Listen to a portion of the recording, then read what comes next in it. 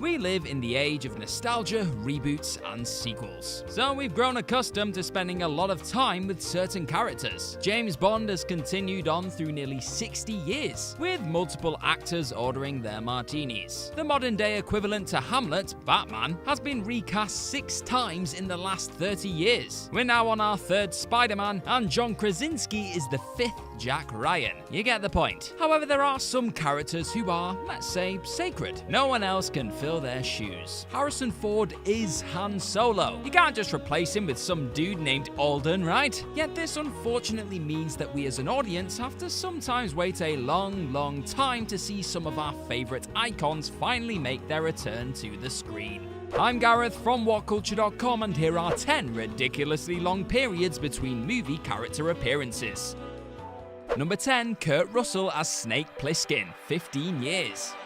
In 1980, Kurt Russell was desperate to escape from his Disney clean image. Knowing he needed a dark and gritty change to avoid typecasting, Russell teamed up with his Elvis director John Carpenter to create the iconic Snake Plissken character for Escape from New York. However, the producers actually pushed for known grizzled action stars such as Charles Bronson, Nick Nolte, and Tommy Lee Jones to play the lead. Carpenter insisted upon Russell though, and won out in the end. The pair would then go on to work together again in The Thing and Big Trouble in Little China. Though Snake was Kurt Russell's favourite character, it would take 15 years before he'd return to the eye patch wearing ex-con. Yet despite having both Russell and Carpenter back in the fold, Escape from LA ultimately ended up as a box office disappointment. What a shame. Number 9. Al Pacino as Michael Corleone, 16 years. The Godfather trilogy will always have a significant place in cinematic history. The first movie established Al Pacino as a career A-list actor, whilst also giving Marlon Brando one of his most iconic roles to play with too. The Godfather Part 2 then led to Robert De Niro's first ever Oscar win. Both of the two films also won an Academy Award for Best Picture. Not bad at all. But while there is no denying the quality of those two movies, 16 years later, the trilogy was eventually completed with mixed results, let's say. Even with Al Pacino returning to his infamous Michael Corleone character, along with Diane Keaton and Talia Shire, a rushed script and some questionable performances from certain supporting castmates meant that The Godfather Part 3 remains the only movie in the trilogy not selected to be preserved by the National Film Registry, and for good reason. Number 8. Christopher Lloyd as Doc Brown, 24 years.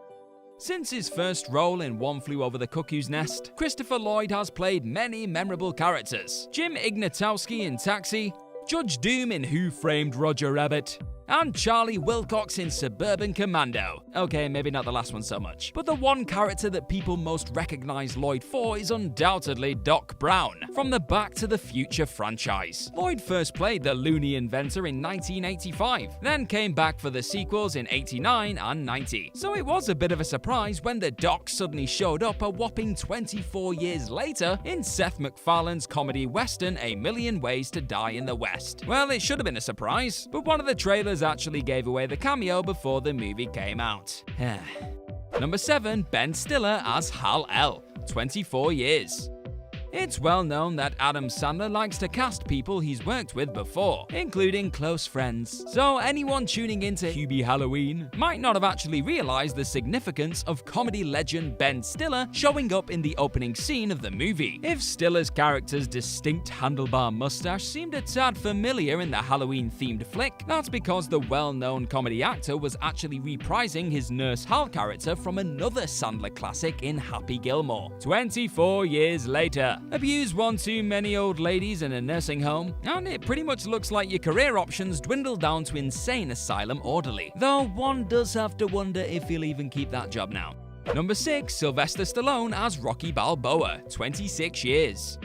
Sly Stallone infamously bet on himself when he sold his script for Rocky, though he did have the foresight to know he was onto something rather special by portraying the underdog boxer. It's doubtful even he imagined the character would be involved in 5 sequels, plus 2 spin-offs over the next 5 decades. After 1990's Rocky V was a bit of a disappointment, however, the character was thought to have been put out to pasture while Stallone worked on other projects. Yet 26 years later, Rocky Balboa incredibly hit theater characters once again, with Stallone returning as the aging underdog fighter in Rocky Balboa. As if that wasn't enough, 9 years later, Rocky would also return in the Michael B. Jordan spin-off Creed. Bonus points as well here for Stallone, as with two massively iconic characters on his resume, he also brought Rambo out of retirement in 2008, after he'd last played him in 1988's Rambo 3.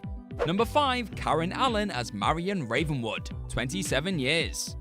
Sure, we could talk about the 19-year gap for Harrison Ford between The Last Crusade and Kingdom of the Crystal Skull. However, that character is actually gonna miss out on this list due to a technicality. If you didn't know, Ford made an appearance in a 1993 episode of The Young Indiana Jones Chronicles. So there. Instead, we have an even longer hiatus in the Indieverse. Karen Allen, who finally came back to the adventurous world of Indy and the Gang for Crystal Skull in 2008. Since she missed out on Last Crusade and Temple of Doom, her Marion Ravenwood character hadn't been seen in 27 years. We eventually found out a lot had happened since Raiders of the Lost Ark 2. For instance, she gave birth to Indiana Jones' son, but let's not focus on that mutt for too long.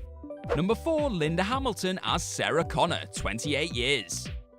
For actress Linda Hamilton, 1984 was a bit of a big year. Within the 3 movies she had coming out, Hamilton found the role she would end up being most recognized for throughout her entire career, Sarah Connor in Terminator. 7 years later, she would also brilliantly return for 1991's Terminator 2 Judgment Day. Due to the intense training regimen required for the role, and feeling satisfied about her character's arc, Hamilton chose to then skip the next few sequels, and so the franchise carried on without her to varying degrees of failure. Terminator 3 decided to make T2's ending irrelevant. The Sarah Connor Chronicles decided to make T3's ending irrelevant. Terminator Salvation attempted to go without Arnold, and let's just not talk about Genesis, please. Needing to rejuvenate the franchise yet again, James Cameron was finally brought back to produce, and Edward Furlong was digitally brought back. For a bit, and after 28 years, Linda Hamilton returned as the older yet still badass Sarah Connor for Terminator Dark Fate. Unfortunately, her comeback wasn't a triumphant one though, as Dark Fate all but killed off any hopes of a further Terminator movie for quite some time.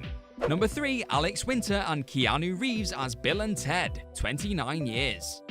It may seem unfathomable now, but before surprise action hit John Wick, Keanu Reeves wasn't really looked at as favourable as he is now. However, fast forward past 2014, and we're looking at one of the coolest guys on the planet, I tell ya. With 3 John Wick movies and counting, Reeves breaks the internet with seemingly every movie he makes. Capitalising on his re-emerging popularity, it has finally become time to revisit some of Reeves' most memorable roles. Reeves and his partner in time, you're welcome, Alex Winter's excellent Bill and Ted characters were triumphantly brought back for 2020's Bill and Ted Face the Music. It's been 29 years since they took on the Grim Reaper in Bill and Ted's Bogus Journey, and their return seems to go down pretty well with fans, with the flick holding a solid 82% at this time on Rotten Tomatoes tomato meter. Number 2. Harrison Ford as Rick Deckard, 35 years.